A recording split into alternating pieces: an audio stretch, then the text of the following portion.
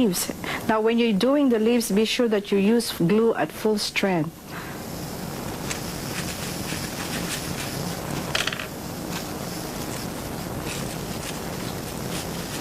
Okay, so there you have it.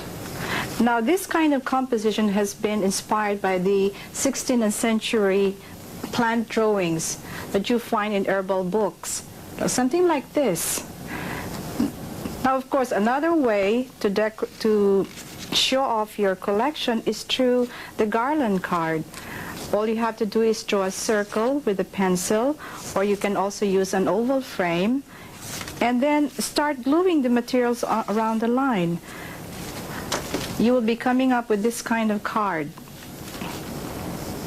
And of course, as you go along, you will be more aggressive, and then you will find that doing a collage will be exciting. Something like this. All you have to do is superimpose one plant on another, and then sometimes wiggle the card a little bit, and you'll find that even the flowers make their own designs. When I run out of imagination, I usually let the flowers dance and sing for me. This is what is nice about pressed flowers. A little goes a long, long way. Okay, this is our collage. Now, you can also go adventurous and do the bookmarkers. You can actually use mat boards if you like, or any hard paper, and then decorate it the same way that you did the cards. First you can start with simple designs and then go elaborate with the collage. And then of course later on you can also do your gift tags. And then naturally you would need stationaries. Now, though we are allowed to decorate anywhere on the paper, I think it would be wise to use only the upper hand corner or the left hand corner, so that you will have space for the salutation or the signature. Now I go special with some of my papers, something like this. You can have plain ones or something fancy like this.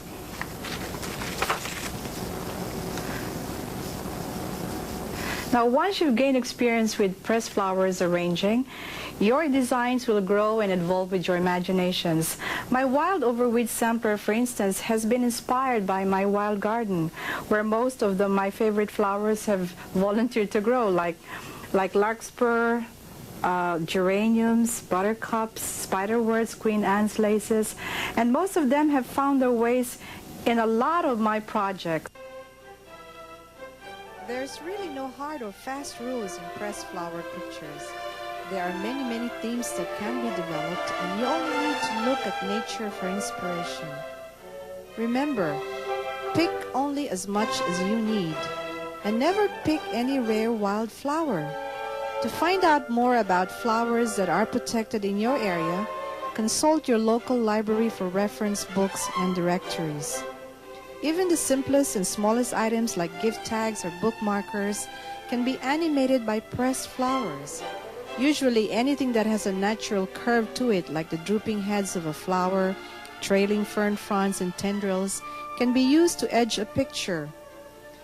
I usually search the flea markets and antique stores for a variety of frames, looking especially for different texture and shapes and quality of age to go with my pressed flowers. I want to give them an impression that they have been together for a long, long time.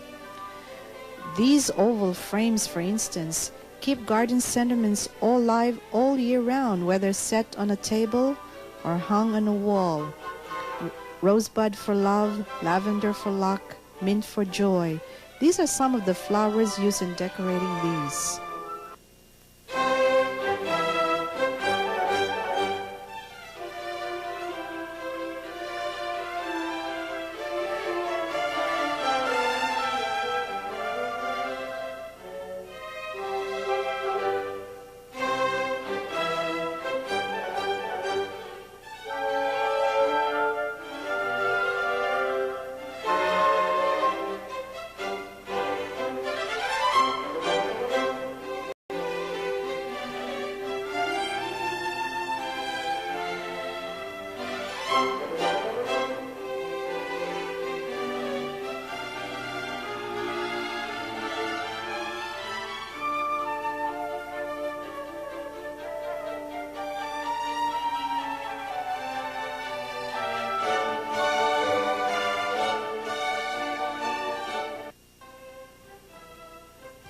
Using handmade paper or recycled ones made up of flowers, field harvest, wild forest elements, enrich our environmental awareness and also provide wonderful introduction to lessons in ecology, botany, history, and even literature.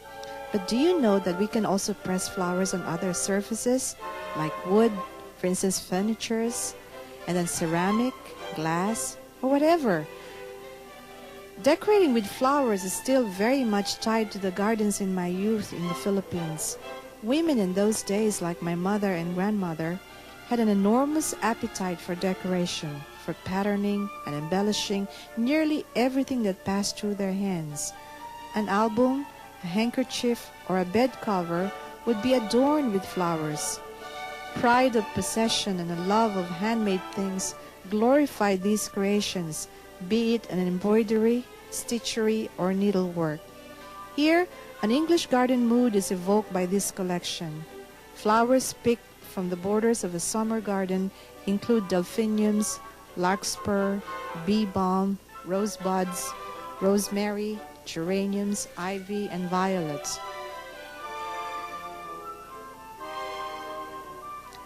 Plants are labeled so you know what you're looking at.